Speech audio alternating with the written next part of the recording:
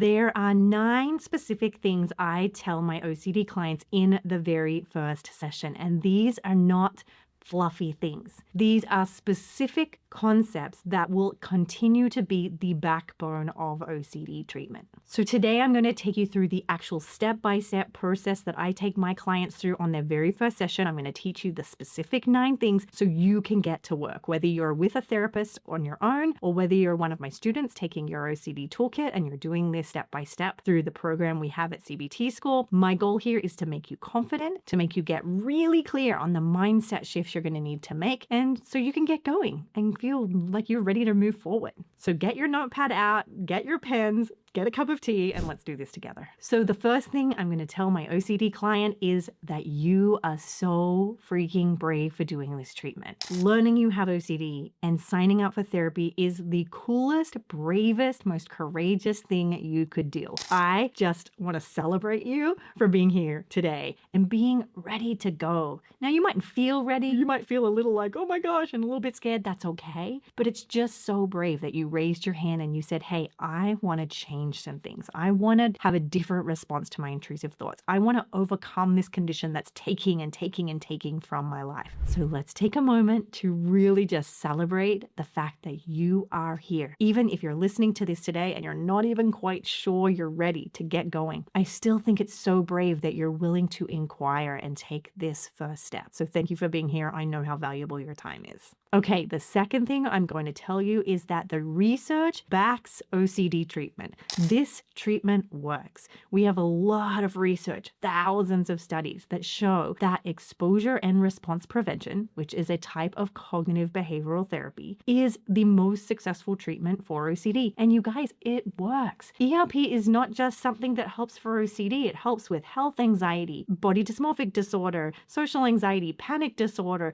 It helps in so many ways. It helps you to learn how to have fear, to have anxiety, and show up anyway. Now, the additional cool thing is that we don't just use ERP anymore. We don't just rely on exposure and response prevention and cognitive behavioral therapy. What we do is we've now learned that if we can add on some of these amazing additional modalities, we can actually squeeze the benefits out of them. I always imagine like you've got a cloth and it's got water in it and you're squeezing out all of the goodness. Maybe it's like a lemon that you squeeze and you get all that delicious lemon juice out of. So we're going to start with the foundation of exposure and response prevention, but then we're going to add concepts like mindfulness training. Mindfulness training is so important and so helpful to folks when they are in distress, when they are feeling anxious, when they're having intrusive thoughts. It allows us to have some distance from those uncomfortable obsessions and intrusive thoughts and feelings and sensations. So mindfulness is going to be an additional component. We also know that by including acceptance and commitment therapy, we get even more benefit.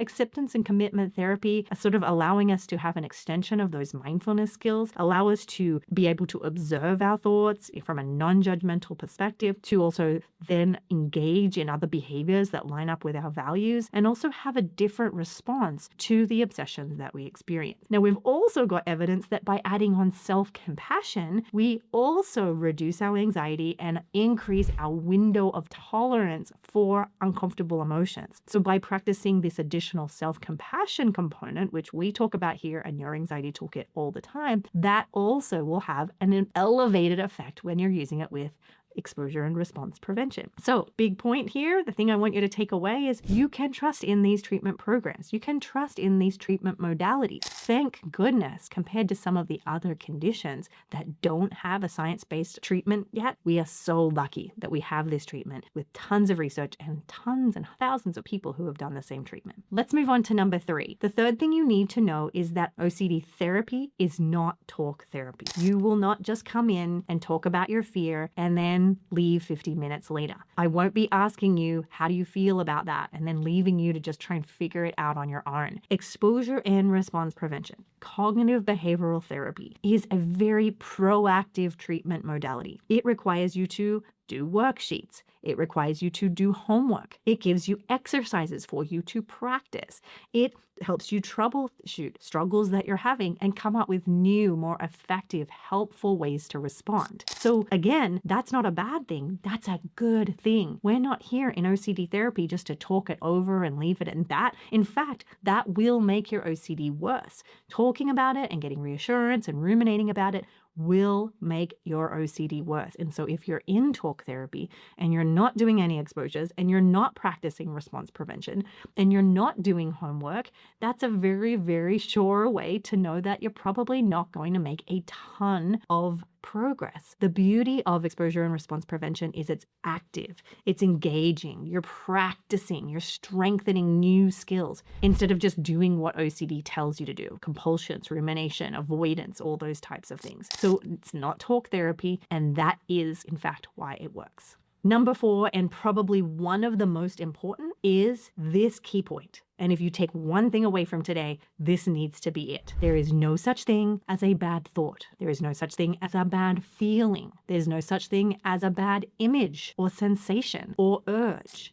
That is the core principle that we will be building a foundation on. So I'm here to say, I know you probably had some pretty scary thoughts, some intrusive thoughts that don't line up with your values, that scare the pants off you, and you're left thinking, why? Why on earth would I ever have this repulsive thought? We are going to have a new approach starting today, which are there are no bad thoughts. There is not a bad thought. There is not a good thought. Thoughts are just thoughts. We do not assign them meaning. We do not give them an inherent, you're a good person for having this thought and you're a bad person for having that thought. No, it doesn't matter how graphic and heinous your thought is.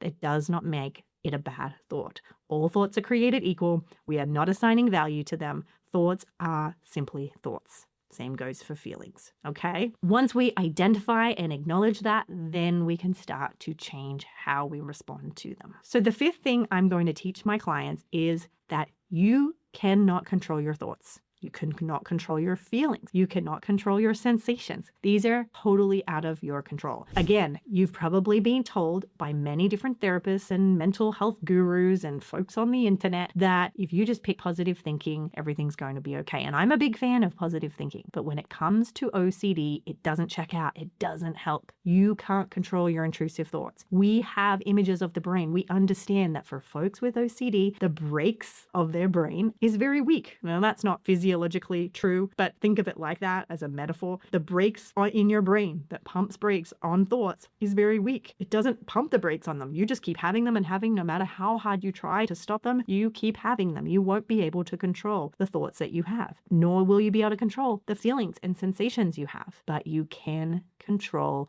how you respond. That is the foundation of the work that we do when it comes to OCD treatment and OCD therapy. You can't control your thoughts, but you can control how you respond. Similar to the point we just made, we're not going to respond to thoughts by treating them as good or bad. We're going to learn to respond to them as if they are neutral, which is factually what they are. So we really need to get to this point. It's a hard one. It takes people a lot of time and practice, but that is the main format in which we are. That's the North Star. That's where we're heading. We're heading here on building a lifestyle and a habit of responding effectively in a helpful way to the intrusive thoughts that we have. Okay, so now let's talk about number 6. Now, here's the thing where I get really close and I say, lean in, let's talk about this. Now, I know that ERP sometimes gets a bad rep, and you may have had therapists who did not do ERP ethically. That does happen in every modality of therapy. But here is what I want you to know. So one thing I tell all of my clients is, as a clinician, I will never have you do something you don't want to do. I will never have you do something that goes against your values. I would never have you do something I myself would not be willing to do. Now, there is some nuance to this, which is, of course, you don't want to do the scary thing. Of course. You don't want to do the thing that may give you a panic attack. You don't want to do the thing that may increase your thoughts. But as we've already learned in previous steps, we have to change and have a new response. So yes, I understand no one wants to face their fear, but the people who come to see me And you, as someone who is a student of mine, you obviously want something to change. And so in the case of this, we are going to acknowledge that you mightn't want to face your fear, but you want to get better. And therefore you're willing to do the scary, hard thing, to face the thing that creates anxiety. Because the more we can practice facing our fear, the less control fear has over us. The more we're willing to have scary thoughts that we have in the past maybe told ourselves we weren't allowed to have, the less scary those thoughts become. Or the more you realize that you can have those thoughts and that you don't have to respond to them. You don't have to treat them like they're all important and dangerous and things to avoid. And so in this concept, I want you to really understand, I would not make anybody do anything they don't want to do, but every day we're going to encourage you to challenge yourself by facing your fear. But in steps that feel reasonable to you, that feel respectful to you, that feel ethical to you, that feel like tolerable to you. We're going to have a lot of conversations about that as we go. Okay, number 7. The 7th thing I tell my patients in their first session of OCD therapy is that recovery is not linear. This is not going to be pretty. And what I mean by that is it's going to be 2 steps forward, 1 step back, 5 steps forward, 1 step back, 20 steps forward, 10 steps back, or, that's going to be the normal part of this treatment. Now, I know that's disappointing. I know you want this to be a beautiful arc that just takes you sweeping up to the top of the hill where you can put your hands above your head and be like, I'm the king of the world. And I want that for you too. But we are playing with a very tricky condition. OCD is tricky. It's clever. It's sneaky. And it will sometimes trick you. And the reason I'm saying this isn't to make you feel bad or to make you feel hopeless or to sort of bring you down. It's to actually help you set realistic expectations that you don't have to get this perfect the first time. You're not going to win them all. You will have days where you're not coping as well and OCD takes you down. And we're going to actually acknowledge that as a normal part of OCD treatment, a normal part of OCD therapy, that we do not expect perfect A-grade treatment here. We're looking for a human, ethical, respectful treatment that gives you permission to have good days, have not so good days, win lots of things. You will have some losses, and that is okay. We're going to be as compassionate and kind to yourself as we can as you work your way up that big mountain. Now we're going to move on to number 8. The 8th thing I tell my clients is you have to make this your number 1 priority. And I know you're probably thinking, Kimberly, I have children, I have a husband, I have a job, I need to pay the bills. Yes, all of those are your priority, but we need to put this at the front just for a while. It doesn't mean it's black and white, you give up taking care of your kids. You can do more than one thing at a time, but this has to be way up there at the top. You will need to set aside time every single day to explore and look at the skills and important concepts that you need to remember so that you can be practicing response prevention throughout the day. This has to be the priority. I love talking with my patients and my students about ways we can make this the priority. Can you ask your neighbor to drop off your children? Can you ask your partner to help you with meals? Can you invite family or church or community in some way to support you? Can you join a support group to help you as you face your really hard things? Is there a friend who you can rely on to text when you're about to do that hard thing and they can send you the clapping emoji? We have to make it a priority, and you have to be willing to ask for help. This is not easy. This is not something you're just like, oh yeah, I'll do it for 1 hour a week and it should be fine. No, this requires you to show up every day. And when you do, I promise you, you will not regret it. Which brings me to my last thing. The 9th thing I tell my patients in the very first day of OCD therapy is a beautiful day to do hard things, that you can do hard things. I do not question this for a second. And if you don't believe me, borrow my belief in you. You can do hard things. I see clients every single day here in my office learn to do the thing they thought was intolerable, absolutely unimaginable. They are able to do that. It is the most empowering thing on the planet. And while you can't do it right now, I want you to recognize that just because you can't do it right now does not mean you won't be able to do it in the future, because you absolutely will. OCD is a treatable condition.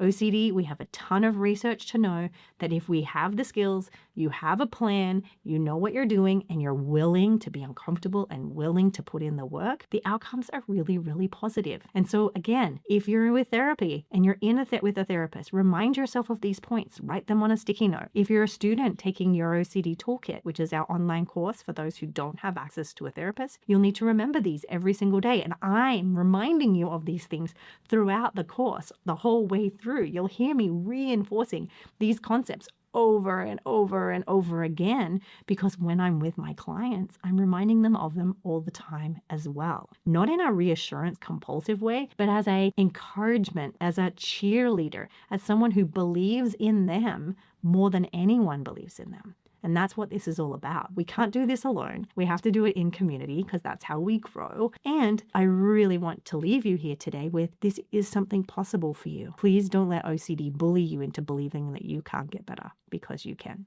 Thank you so much for being here. Those are the 9 things I tell my clients on the first session of OCD treatment. I hope you found it very helpful. Thank you so much for being here with me today. It is an absolute pleasure. And I look forward to seeing you next week at Your Anxiety Toolkit.